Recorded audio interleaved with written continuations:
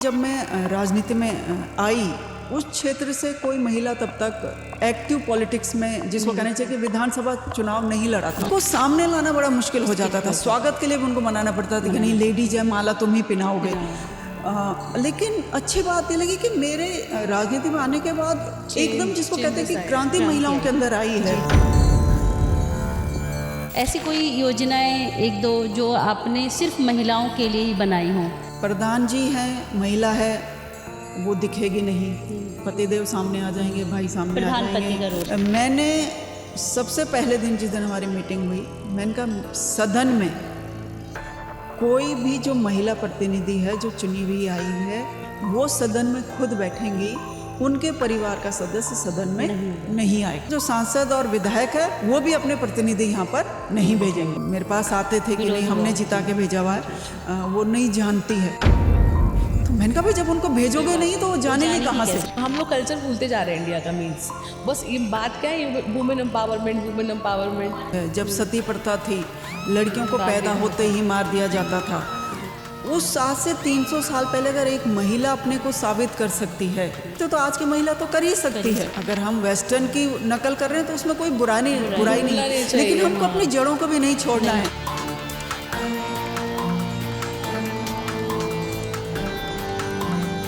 सूलधारणी channel में आपका स्वागत करते हैं और आज हम अपने दर्शकों को मिलवाना चाहते हैं एक ऐसी शख्सियत से जिन्होंने शिक्षिका के तौर पर लगभग 7 ईयर कार्य किया और उसके बाद उन्होंने अपनी स्वेच्छा से राजनीति को चुना और उनका नाम है उनका मधु चौहान जी और इस समय वर्तमान में वो जिला पंचायत अध्यक्ष हैं विकास नगर से।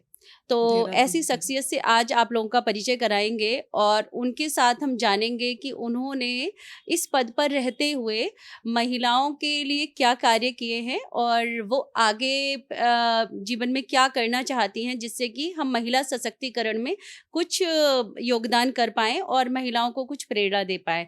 और मैं आपका स्वागत करती हूँ मैडम अपने चैनल में। और पहले तो मैं अपने दर्शकों को आपका थोड़ा सा परिचय मिल जाए, तो परिचय से शुरुआत करते हैं, उसके बाद अन्य पर चर्चा करेंगे। शूलधारणी चैनल के दोनों बहनों को मेरा नमस्कार। और बहुत अच्छा लगता है जब हम लोग जो एक समय कहा करते थे कि इसमें मीडिया में जो है पुरुषों का वर्चस्व है, उसमें हमारी बहनें आगे आ रही है। तो मुझे बहुत अच्छा लगा आप लोगों से मिलकर। आपने मेरा परिचय पूछा है, मधु चौहान, और वर्तमान में मैं जिला पंचायत अध्यक्ष देहरादून जो जिला है उसकी चेयरपर्सन हूँ। और 2007 में मैं राजकीय सेवा में त्यागपत्र देकर राजनीति में आई हूँ और तब से लगातार मुझे खुशी है कि देहरादून जिले की जो ग्रामीण क्षेत्र की सम्मानित जनता है, 2008 से मैं लगातार इस जो हमारा एक कहना चाहिए कि जिले का सबसे बड़ा सदन है उसके मेंबर हूँ, जिसमें 10 साल मैंने एज ए चेयरपर्सन काम करा है। बहुत बड़ी उपलब्धि है मैडम।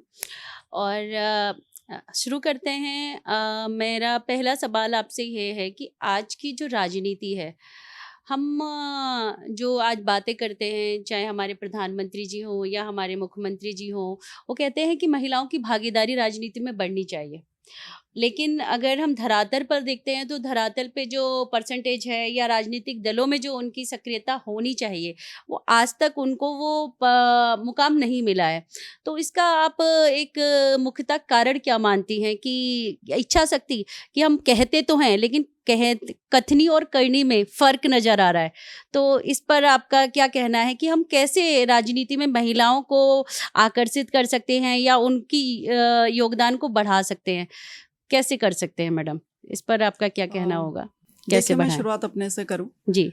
जब 2007 में मैंने त्यागपत्र दिया और मैं राजनीति में आई, विधानसभा चुनाव मैंने लड़ा एकदम, मतलब 15 दिन पहले मैंने त्यागपत्र दिया और मैं एकदम जिसको कहना चाहिए कि चुनाव के मैदान में आ गई। इसके पीछे किसी की प्रेरणा थी या आपका अपनी स्वेच्छा से आपने त्यागपत्र दिया?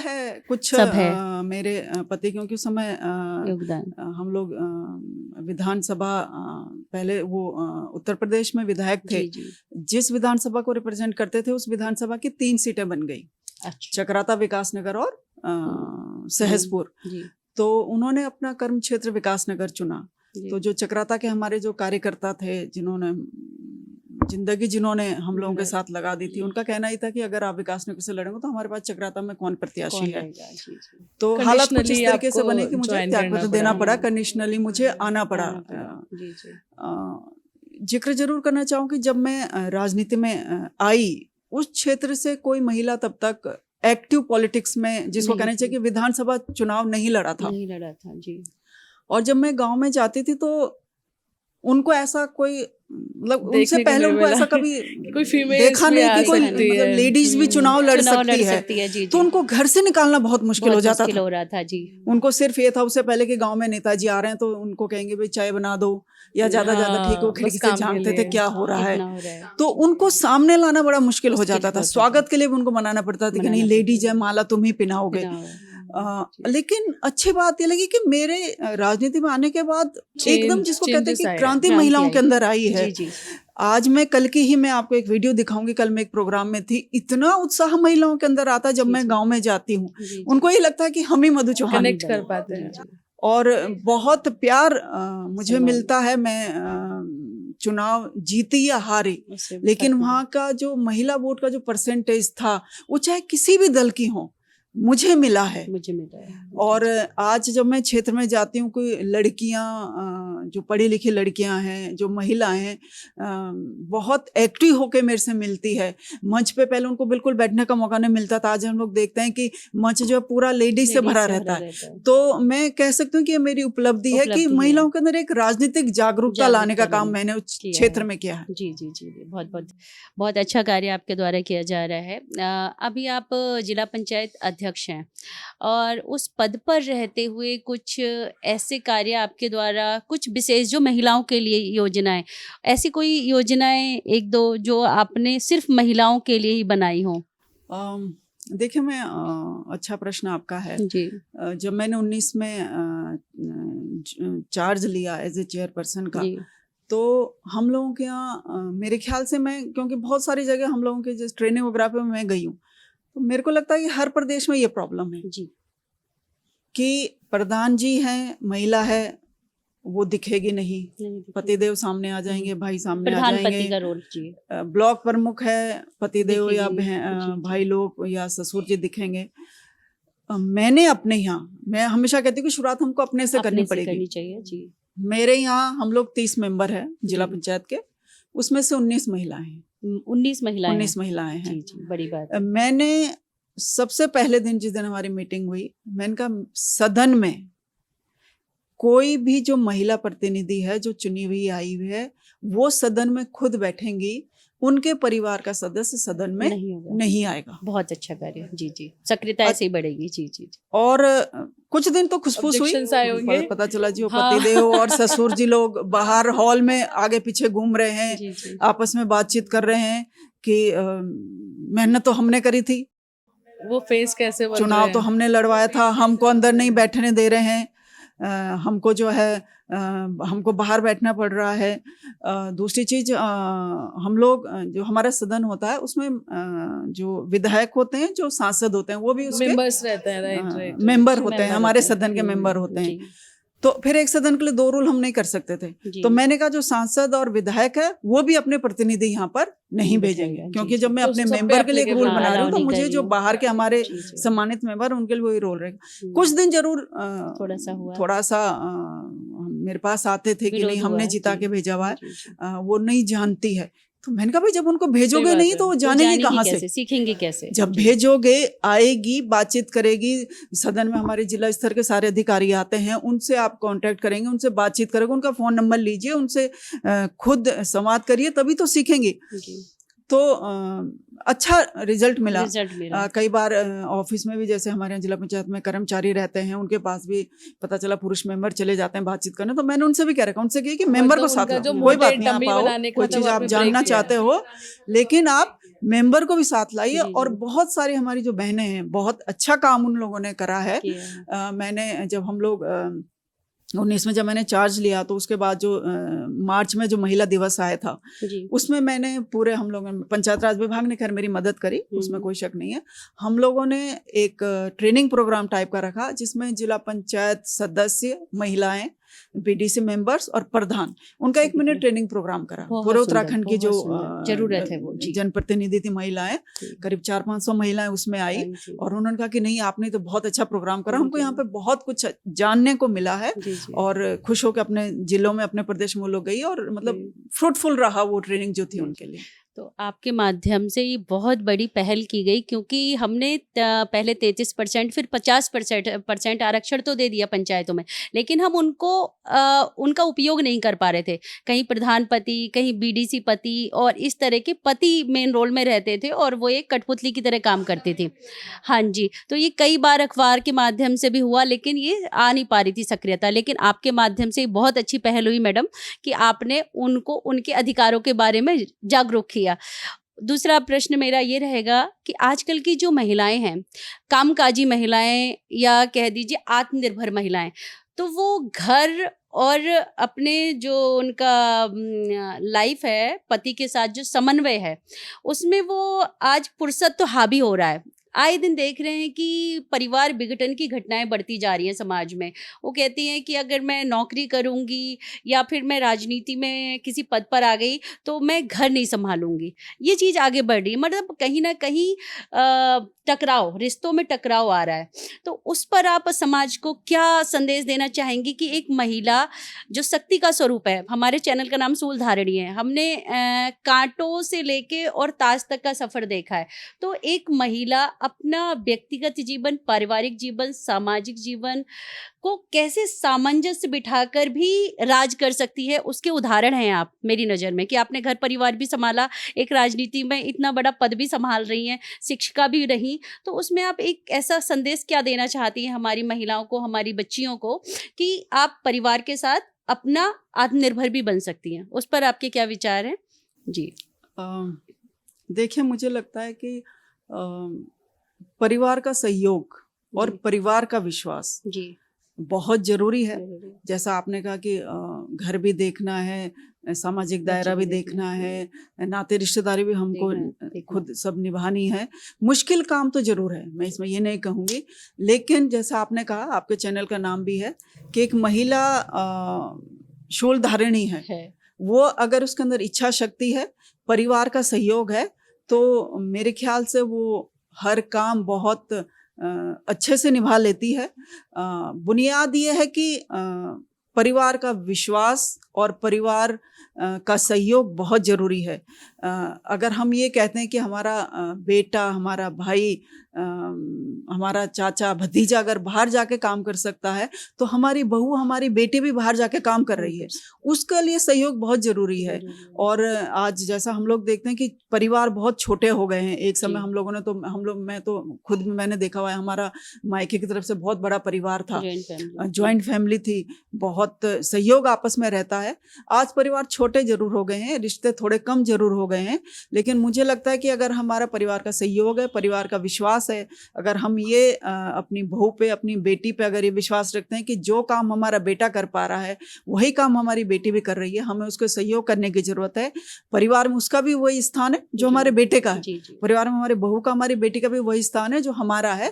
तो मुझे लगता है कि परिवार में जो विघटन की घटनाएं बढ़ रही है, उसको हम लोग काबू कर सकते हैं आपसी सहयोग से, आपसी प्रेम से। मेरा क्वेश्चन ये है आपसे कि जैसे कि अभी हम लोग पहले बोलते थे कि हम मतलब इंडिया अपने आप में एक कंट्री है, फिर हम फॉरेन की बात करते थे, अभी फिर डोमेस्टिक और इंटरनेशनल ऐसा कुछ था। अभी क्या है, हम ग्लोबली बात करते हैं। तो क्योंकि due to reason of internet ने अभी क्या किया है, सबको कनेक्ट कर दिया है, हम लोग ग्लोबली बात करना शुरू कर सकते हैं। इवन अभी जो जनरेशन है वो बहुत कनेक्टेड है और कनेक्टिंग फील करती है। हम लोग कल्चर फॉलो करना चाहते हैं बाहर का, तो चूँकि हमारा जो फोटे है वो वुमेन एम्पावरमेंट है, फीमेल्स को लेकर के ज़्यादा है।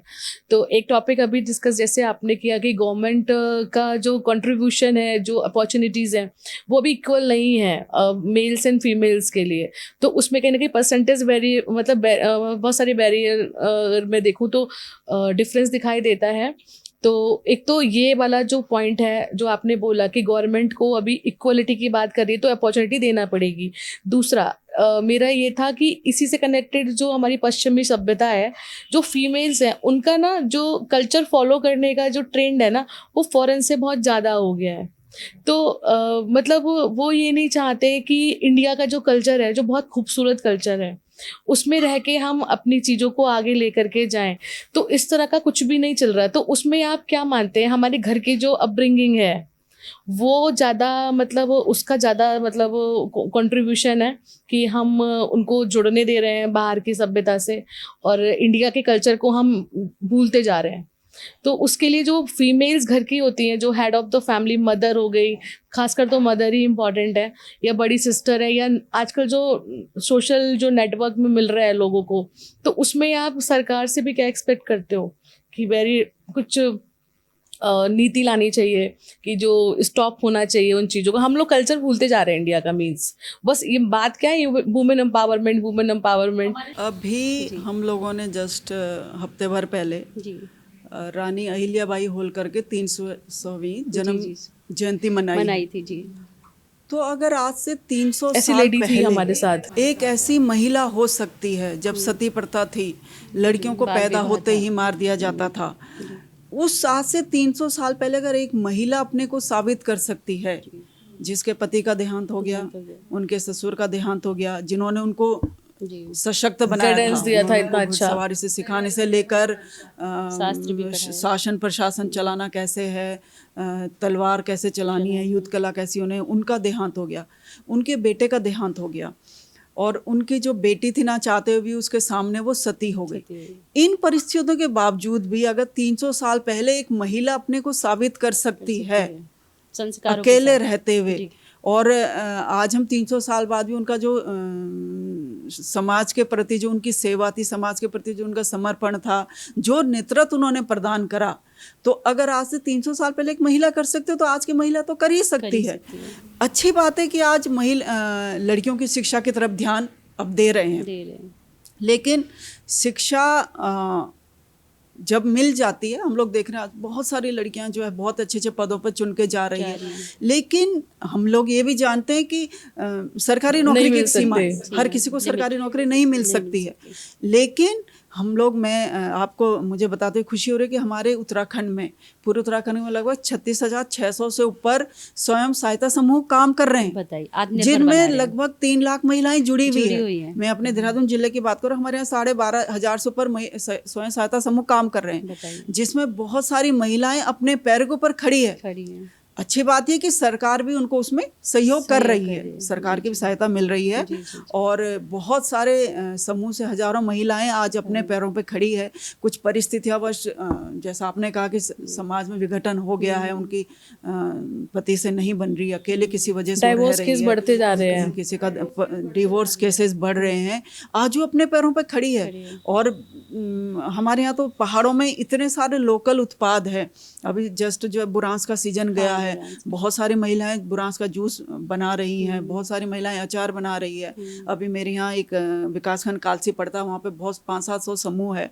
मेरे पास तो महिलाएं आई थी कि हम लोग बहुत सारे उत्पाद बना रही है, अचार वो बना रही है, मुरब्बा वो बना रही है, जो कृषि उत्पाद उनकी पैकिंग वो कर रही हैं।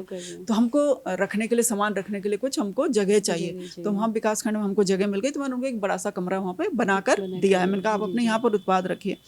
जहाँ तक कल्चर की बात आपने कही है, तो कल्चर फिर एक बड़ा टॉपिक है। हम जब कल्चर की बात करते हैं तो उसमें हमारा पहनावा, हमारे जिसको हम लोग कहने चाहिए हमारे गहने, हमारे गीत संगीत, हमारे वाद्य यंत्र, हमारे खान पान, हमारा हेयर स्टाइल, हर चीज़ उसमें आ जाती है। वो एक बड़ा विषय है। और ये चीज़ें जो है ना, मतलब मैं ये कहती हूँ कि हमें, अगर हम वेस्टर्न की नकल कर रहे हैं तो उसमें कोई बुराई नहीं, लेकिन हमको अपनी जड़ों को भी नहीं छोड़ना है। मैं बहुत सारी चीज़ें देखती हूँ, हमारे जो पुराने जो पारंपरिक ज्ञान है, ठीक है, उनके पास कोई डिग्री नहीं थी, उनके पास कोई डिप्लोमा नहीं था, लेकिन मैं अपनी दादी को देखती थी, उनको ये पता था कि मेरे को एक चारे के लिए अगर पेड़ काटना है तो उस पेड़ को कैसे कटना है। वो जानती थी कि ये पेड़ सूख ना जाए, इसको इस तरीके से काटना है कि ये पेड़ कुछ दिन बाद इसमें practical फिर knowledge से था पत्तियां आ बहुत। जाए। हम लोग आप लोग प्रैक्टिकल नॉलेज था, हम लोग आप लोग पुराने जो घर बने हुए देखिए, आज 2-2 3-3 साल में सिलन आने लगती है घरों के अंदर, उसका जो है खराब होने लगता है। लेकिन हमारे यहाँ पहाड़ों में 100-100 200 साल पुराने घर है, वैसे के वैसे ही खड़े।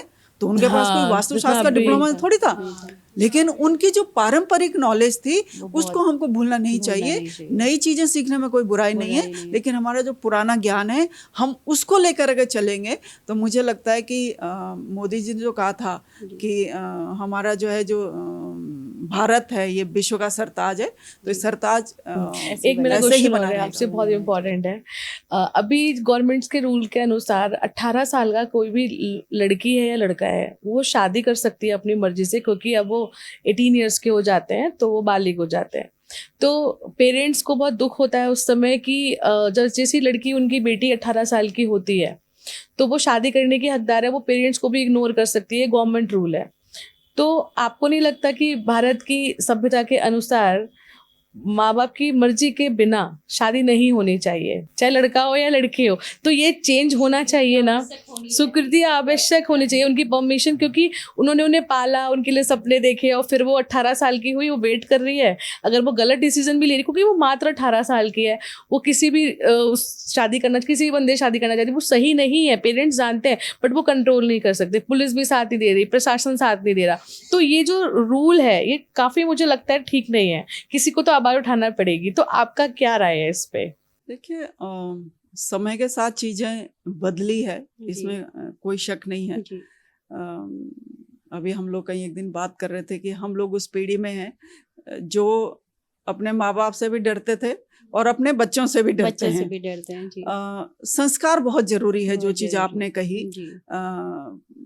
थोड़ा सा इस वजह से इन चीज़ों में कमी आई कि जैसे पहले घर में सामूहिक परिवार होते थे, दादा दादी घर में होते थे, ताऊ ताई जी घर में होते थे, देखभाल करने के लिए संस्कार परवरिश, बड़ा परिवार होता था। आज छोटे परिवार हो गए हैं, माँ बाप दोनों काम कर रहे हैं, बच्चा मोबाइल में लगा है अकेला। अब वो क्या देख रहा है, कहाँ से देख रहा है, अच्छा देख रहा है, बुरा देख रहा नहीं है, जाती तो है। उस पे नजर हम लोग नहीं जा पाती है। तो माँ बाप को थोड़ा सा जागरूक होने की जरूरत है। एक एज में वाकई में बच्चे के अंदर इतनी समझ नहीं होती है अच्छा बुरा सोचने की, और वो अच्छा बुरा उसको उसके माँ बाप ही बता सकते हैं। तो मुझे लगता है कि हम लोग बिजी जितने भी रहें, लेकिन हमारे लिए किसी में माँ बाप के लिए जो सबसे जरूरी होता है उसका बच्चा होता है। तो अगर हम अपने बच्चों को अच्छे संस्कार दे पा रहे हैं तो कल हमको पछताना नहीं पड़ेगा। बच्चों को समय दें, बच्चों को अच्छे संस्कार दें, उनको परिवार की वैल्यू बताएं, अच्छे बुरे की वैल्यू बताएं। तो मुझे लगता है कि जो हम परिवार बिखर रहे हैं तो उसको हम लोग जोड़ के रख सकते हैं। इसमें जो मेरा सवाल है आपसे, जैसे पहले क्या होता था कि हमारे यहाँ शादियाँ जो होती थी, हमारी दादी नानी की शादियाँ उस समय 15-16 साल की एज में, कि मतलब पारिवारिक इच्छा पर डिपेंड करती थी कि हमारी बच्ची को पढ़ना है या फिर शादी करनी, ये डिसीजन उनके पास सुरक्षित था। लेकिन संवैधानिक बंधन के कारण अब संवैधानिक एज ही 18 कर दी गई। तो इसमें क्या है कि अब जो अधिकार है वो पेरेंट्स चाह कर भी, अगर उन्हें लगता है कि हाँ हमारी बेटी गलत उसमें जा रही है, लेकिन वो उनके अधिकार उनके पास ना होने की वजह से वो उस पर कोई निर्णय नहीं ले पाते। क्या सरकार को इस पर कोई ऐसा विचार करना चाहिए कि माँ बाप को ये अधिकार फिर से मिलना चाहिए? इस पर आपके विचार क्या हैं कि कभी ऐसा होना चाहिए? क्या सरकार को इस पर दोबारा विचार करना चाहिए कि अधिकार परिवार के पास ही सुरक्षित रहना चाहिए, क्योंकि परिवार से अच्छा अपने बच्चों के बारे में कोई निर्णय ले नहीं सकता। तो इस पर सरकार को क्या पुनः विचार करना चाहिए? देखिए, जैसे अभी आपने कहा कि बहुत सारी चीज़ें हम लोग इन्फ्लुएंस हो रहे हैं, नकल हम लोग कर रहे हैं। वहाँ पे हम लोग खैर जो हमने सुना है कि जहाँ बच्चा 16 साल का हो जाता है उसके बाद वो घर छोड़ देता है, उसके बाद वो अपने अच्छे बुरे के लिए वो खुद जिम्मेदार है।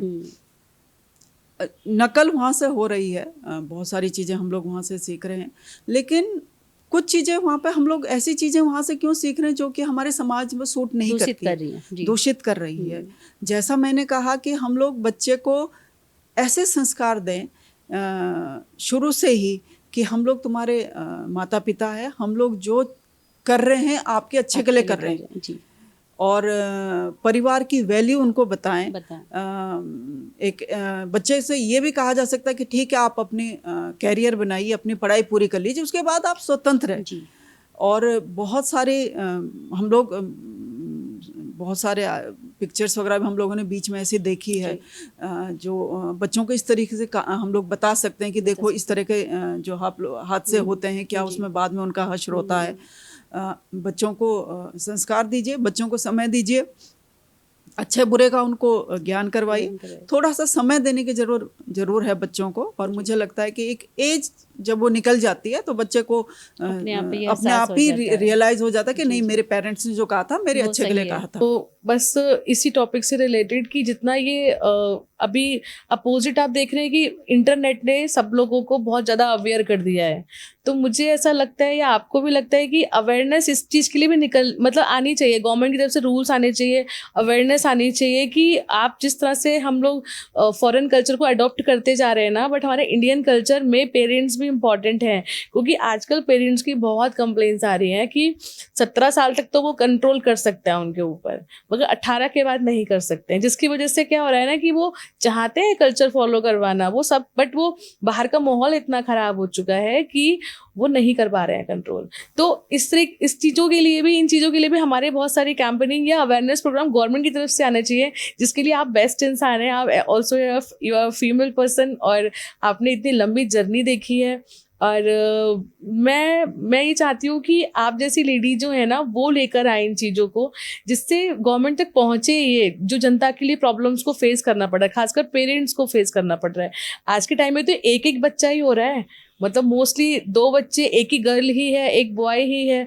तो क्या हो रहा है, इंडिविजुअल डिसीजंस बहुत ज़्यादा हो रहे हैं, कंट्रोल खत्म हो गया है। तो उसके लिए आपको लगता है कि हाँ होना चाहिए? देखिए, इंटरनेट पे दोनों चीजें हैं, दोनों अच्छी और बुरी। आप अच्छा ढूंढोगे तो आपको अच्छा रूरल मिलेगा, एरिया में तो बहुत आप ज्यादा बुरा ढूंढोगे तो प्रॉब्लम है। आपको बुरा मिलेगा। जी जी। बहुत सारे साइट्स हम लोग देखे हैं जिसमें जो है पहले आपको उसमें पहले वार्निंग आ जाती है कि अगर आप 18 ईयर्स फॉरेन के हैं कंट्रीज तो में भी तो आप बैन उसको हुआ है, देख यहाँ नहीं सकेंगे। हुआ अभी। बहुत सारे साइट्स ऐसी है जिसमें आप लोग अभी हम लोग देखते हैं कोरोना आया है तो बच्चों ने जो है मजबूरी थी, माँ बाप को एक मजबूरी थी कि आपने बच्चे को फोन देना ही है, ऑनलाइन हो रहे थे, सारी क्लासेस ऑनलाइन हो रही थी। तो उसमें जैसे मैंने कहा कि आप बच्चे को ये भी ना लगे कि मुझे क्योंकि कई बार बार जो है चेक किया जा रहा है, लेकिन इतनी समझदारी एक माँ को, एक पिताजी को दिखानी पड़ेगी कि हमारा बच्चा क्या देख रहा है, कब देख रहा है। एक समय आप उसको बांध सकते हैं कि आप जब मोबाइल इसी समय चलाएंगे, या जब वो कुछ मोबाइल पे बैठा है आप आते बीच में आते जाते उसको देखते रहिए, उसको चेक करते रहिए। गवर्नमेंट की तरफ से भी आप सही कह रहे हैं, बहुत सारी कंट्रीज में तो सोशल साइट्स पे बैन होना चाहिए, बैन हुआ है और होना चाहिए। वो अभी तक कोई आवाज नहीं उठा रहा, जिससे होना चाहिए। और इस बारे में ठीक है, आपने अच्छा सुझाव दिया है, मेरी तरफ से आप भी अपने इसमें जो भी प्लेटफॉर्म है उसके द्वारा प्लीज इसको दीजिए ऊपर। हम लोग भी इस बात को रखेंगे और मुझे लगता ये जरूरी भी हो गया है समाज के लिए। लिमिट क्रॉस होनी, लिमिट कहाँ है हमारी, बच्चों को पता होना चाहिए। अभी वो पूरे फ्रीडम में आ चुके हैं, कोई लिमिट नहीं है। मैं एग्जैक्टली फीमेल्स की या बच्चियों की बात नहीं कर रही हूँ, मेल्स ऑल्सो इक्वली कॉन्ट्रीब्यूट करते हैं उस चीज में। तो हाँ, बच्चा तो बच्चा है, कोई भी हो, तो समाज की बात है, तो उसके लिए आप भारतीय जनता पार्टी से हैं इस समय, और जो 2024 में महिला आरक्षण बिल विधायिका में कहा गया था कि हाँ हम कर रहे हैं, बट अभी तक वो हुआ नहीं है, नोटिफिकेशन नहीं आया है। तो आपको क्या लगता है कि सच में भारतीय जनता पार्टी चाहती है कि 33% आरक्षण मिले महिलाओं को और वो विधायिका और लोकसभा में चुनकर आएँ? अगर ये नियत है तो अब तक उस पर इतने साल बीत जाने के बाद भी अगर 24 में लाया गया तो अभी तक नोटिफिकेशन क्यों नहीं लाया गया? उसको बार बार टाला क्यों जा रहा है? क्या हम महिलाओं की योग्यता पर संदेह कर रहे हैं? नहीं, भारतीय जनता पार्टी जो कहती है वही करती भी है जी। हम लोग उत्तराखंड में 50% आरक्षण भारतीय जनता पार्टी ने पंचायतों में महिलाओं को दिया है। और मैं आपको मुझे बताते हुए खुशी हो रही है कि हमारे यहाँ 13 जिले हैं, 13 जिला पंचायत अध्यक्ष है, उसमें से 11 जिला पंचायत अध्यक्ष महिलाएं हैं। बधाई। और जो आप 33% आरक्षण कह रहे हैं तो मोदी जी तो साफ नियत से काम करते हैं। आरक्षण दोनों सदनों में पास हो गया है, बहुत जल्द वो कानून भी बन जाएगा और मुझे लगता है कि हमारे यहाँ 27 में जो विधानसभा चुनाव होगा, 29 में जो लोकसभा चुनाव होंगे, उसमें ये जो महिलाओं को 33% आरक्षण है ये लागू होगा और बहुत सारी हमारी महिलाएं चुनकर दोनों आएंगी। सदनों में चुन के जाएंगी। और कोई संदेश आप देना चाहती हो हमारे दर्शकों को और समाज को? देखिए, समाज में जो हम लोग जिस देश में रहते हैं, यहाँ पे महिला के हर रूप की पूजा होती है। जी। जब हम धन की बात करते हैं तो लक्ष्मी की हम लोग पूजा करते हैं, जब हम शक्ति की बात करते हैं तो हम दुर्गा की पूजा करते हैं, जब हम ज्ञान की बात करते हैं तो हम सरस्वती की पूजा करते हैं। तो महिला का हर रूप पूजनीय है और परिवार की धुरी है। एक दिन अगर महिला कहीं चली जाती है तो परिवार अस्त व्यस्त हो जाता है। तो उस महिला को सम्मान की भी ज़रूरत है। उस महिला को हम लोग परिवार की धुरी जिसको कहते हैं, वो अगर थोड़ा सा सम्मान मांगती है तो हमको वो सम्मान देना चाहिए। और मैं समझती हूँ कि भारतीय समाज में जो एक देवी का रूप महिला को है, वो देवी का रूप बना रहे। हम लोग कहते हुए कि यत्र नारीस्ते पूजते रमते तत्र देवा, जहाँ पे नारी की पूजा होती है वहाँ पे देवता निवास करते हैं। तो आपके चैनल ने आपने इतना लंबा समय मुझे दिया, उसके लिए आप लोगों का बहुत बहुत धन्यवाद। बहुत अच्छा लगा आपसे थैंक यू सो मिलके। मच। और हम ब्लेस्ड फील कर रहे हैं कि आज हमारा जो चैनल है सशक्त नारी के लिए रिप्रेजेंट करता है शूल धारणी, तो आज सक्सेस फील हो रहा है रियली। सशक्त नारी में हमारा ये पहला इंटरव्यू है, पहला साक्षात्कार है आपके साथ और बहुत अच्छा लगा कि आप इस पद पर और इस पद की गरिमा को सुशोभित कर रही हैं और आपने महिलाओं के लिए इतना कार्य किया, इसके लिए Thank आपका you, विशेष ma'am. धन्यवाद। धन्यवाद।